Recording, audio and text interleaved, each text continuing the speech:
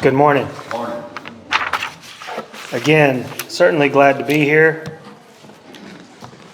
Hope that together we will learn a message from God's Word and how to apply it in our lives. I know I'm the one up here doing the talking, but I'm one that needs to listen intently. We want to thank all those that have fallen in the military, the families. Want to pray for them, the service that they have endured throughout as we celebrate in this Memorial Day and Memorial Day weekend. At times we get caught up in the celebration and forget what it is exactly we're celebrating. And so we want to be mindful of those that have lost loved ones serving our country and in our military. This morning, though, I also want to be mindful of those that have fallen due to unnecessary circumstances. Last time I was here, we spoke of the tragedy that happened in New York, and then again this week, we see something else happening in Uvalde, Texas. And as those things begin to unfold and we see them, we tend to have thoughts, I do, and ideas of what should take place. And sometimes I question also why. And then I think of things like this. Have you ever heard the saying, be careful what you ask for? And why is that? Because you may get it or something else, right? And when we have times like this and we see things, sometimes we do ask for things and we don't know and understand what all's going on. But I'm also reminded of a passage that we find in Isaiah 55, verses 8 through 9, that says, "For my thoughts are not your thoughts, neither are your ways my ways, declares the Lord. For as the heavens are higher than the earth, so are my ways higher than your ways, and my thoughts than your thoughts." We as God's people have to believe and trust that God is in control. We also have to believe that He has reason for the things that He does or allows to happen. We also have to understand that our earthly thoughts are not His thoughts at all. He has heavenly thoughts, and He can see the past as well as the future. And so we trust in that. We talked this morning in 1 Peter and how the suffering was going on through that time. And yet Peter is telling them for grace and peace to be multiplied. I want us to turn to the book of Habakkuk. The book of Habakkuk.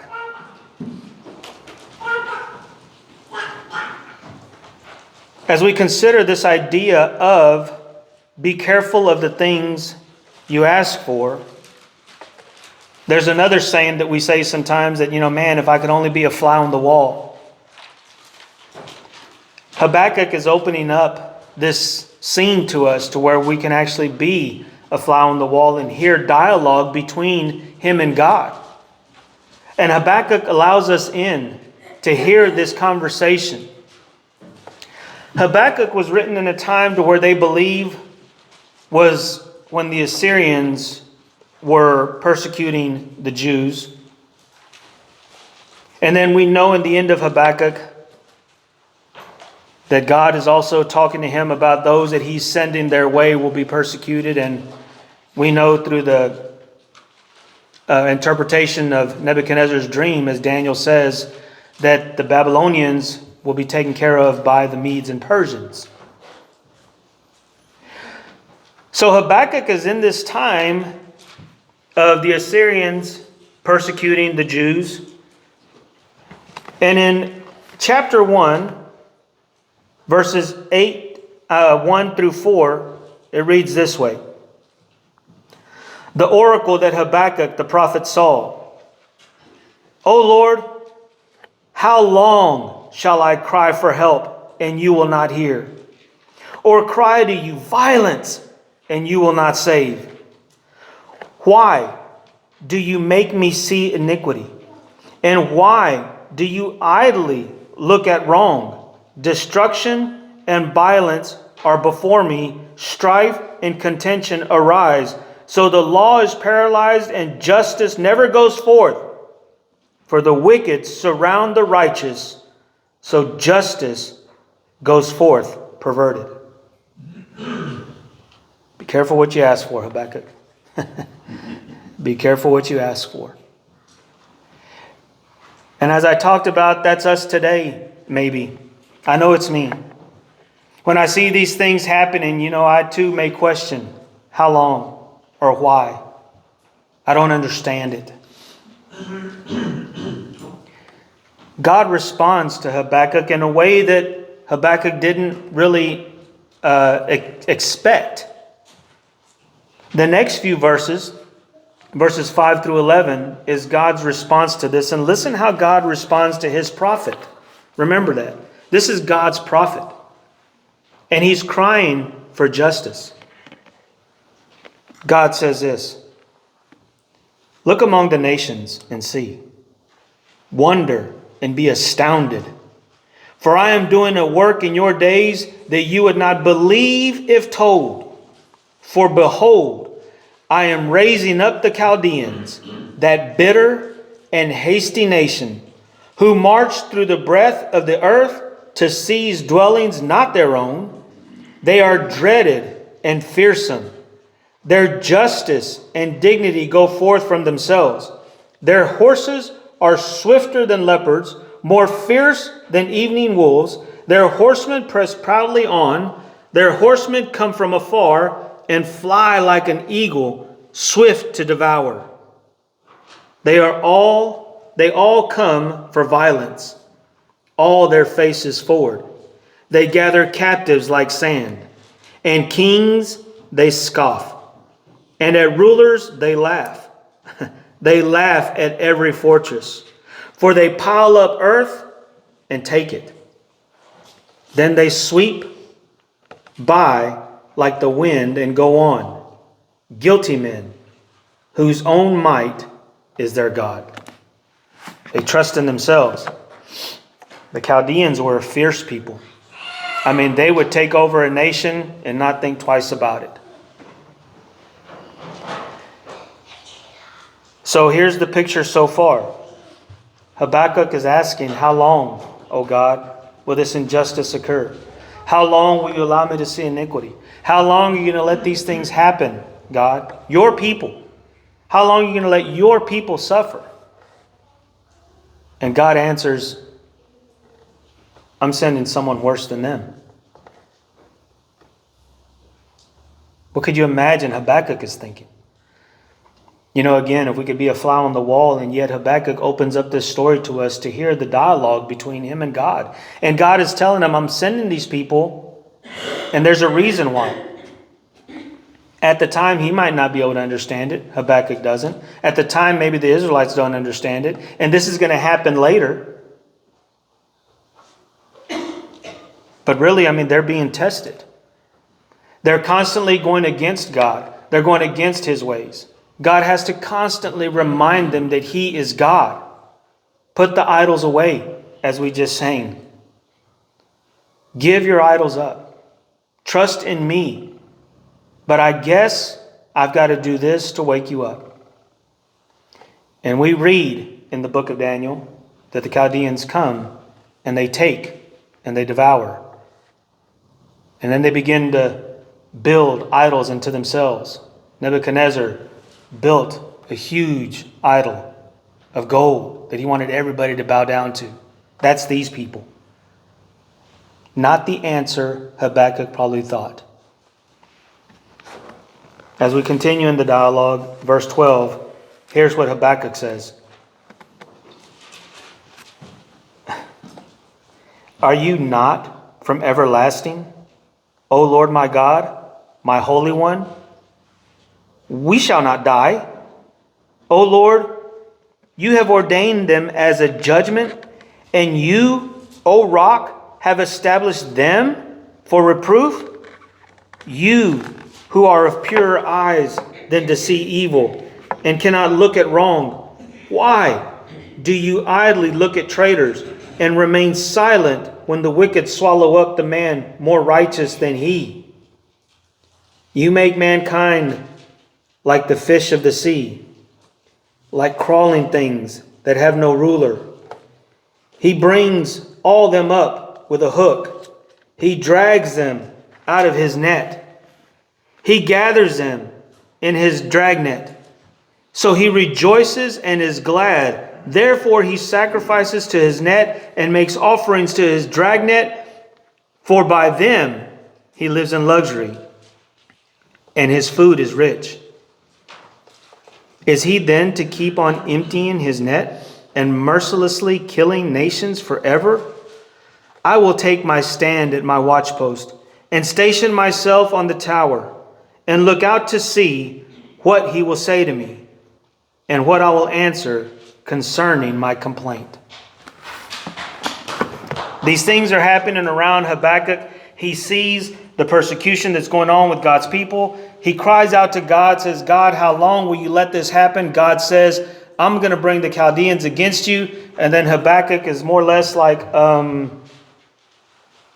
do you know who these people are and what they're going to do? Are we going to die? I mean, what do you mean you're sending the Chaldeans? They're worse than us, and you're sending them to judge us, your people? God's got to do what he has to do sometimes to wake us up. Habakkuk is looking out, and he describes them to God, which God already knows them. But he says, I will stand at my watch. I will be at my post, and I will see how God is going to answer my complaint. The next few verses are the verses that should talk to us and possibly wake us up as we see the struggles that are going on around our nation and around our world. God answers Habakkuk again in verse 2 of chapter 2 and says, And the Lord answered me, Write the vision, make it plain on tablets. For still the vision awaits its appointed time. It hastens to the end. It will not lie. If it seems slow, wait for it. It will surely come. It will not delay. Behold, his soul is puffed up. It is not upright within him, but the righteous will live by his faith. Where are we? Where are we? We can see the things happening in this world, and we can complain to God, and we can pray to God and ask why, and we can pray to God for answers. Be careful what we ask for. We might get it in a different way than we think. But all in all, we're to live by faith. We're to live in a way that says, I trust in God, I believe in him, and he knows far more and far greater than I ever will. I'm not meant to find the answers, maybe. Maybe neither one of us, none of us are able to find the answers. Because the only answer that we need is God. We need to have faith in him and trust in him. Now, what is faith? When we think of faith, we think of things such as 2 Corinthians 5:7, that we walk by faith and not by sight. And what is faith? Hebrews 11:1 describes to us, now faith is the assurance of things hoped for and the convictions of things unseen. But in Matthew 17:20, speaking to his disciples, the verse reads, He said to them, because of your little faith, for truly I say to you, if you have faith like a grain of a mustard seed, you will say to this mountain, move from here to there, and it will move, and nothing will be impossible for you. As Jesus was talking to his disciples, he was describing to them that faith, even as small as a mustard seed, is great. God answers Habakkuk, the righteous will live by faith. If we're to be right with God, we're to live by faith. The writer of the Hebrew letter says it is impossible to please God without faith. So as we look at what's happening in the world around us, maybe we don't have to look that far. Maybe things are happening in our own backyard and we're having our own struggles. Maybe, again, as we talked about in class, maybe our struggles are health. Maybe our struggles are family. Maybe our struggles are jobs or whatever it may be. We're to live by that same faith.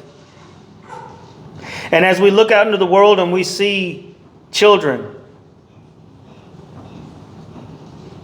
that have gone on in a way that they don't deserve, we tend to question why. God is everlasting from everlasting. He knows. God has His plan. He's in control. But as we started in Habakkuk, let us end there in Habakkuk also. If we look at chapter 3, verses 17 through 19. All that you're going through, Habakkuk, all that you see, I've heard your prayer, I've heard your complaint, I've heard your cries. This is my plan, this is what I'm going to do. But those people that I'm sending, they too will be judged. Oh, don't worry. They're not actually my people, but I'm using them for a purpose. And now this is the response or the final idea of Habakkuk. Verse 17 and following says it this way. Though the fig tree should not blossom, nor fruit be on the vines, the produce of the olive fail, and the fields yield no food, the flock be cut off from the fold, and there be no herd in the stalls. Yet I will rejoice in the Lord. I will take joy in the God of my salvation. God, the Lord, is my strength. He makes my feet like the deer's. He makes me tread on high places. Though things aren't going the way I think they should go, hallelujah anyway. Rejoice in God. Because there's a greater plan at the end than maybe now. And we know this. How do we know this? From His Word. We have been blessed to live on this side of the cross. And to have His Word in written form for us. That we can go back and look at accounts like Habakkuk who were living in that time and not sure of what's going to happen tomorrow. And we can go back and read and then look at the New Testament and see how Jesus has promised a place for us through His blood. Through obedience of the gospel. Being a part of His church. By being who He has called us to be. A sanctified and holy people. That no matter what happens in this world, yeah, we can question. Yeah, we can ask God. Yes, we can complain. Because God knows our heart anyway. And He wants to hear from us. And like I said before, things like that should bother us. But it should not, by any means, shake our faith from the God of our salvation. If there is one thing that'll always stand and stand firm, it's God and His Word. Trust in that. Believe in that. And live your life in a way that says, I know. Not by arrogance, but by a way that says I am confident in the God of heaven. I'm not confident in the things of this world. So therefore, I'm going to live my life rejoicing, knowing that God has a greater plan for us than what's here on this earth. If you're struggling today and you've got troubles, we love you. We want to pray with you and pray for you. Or if you're here today and you have not been obedient to the gospel, don't wait. Today's the day. Come now, as together we stand and sing.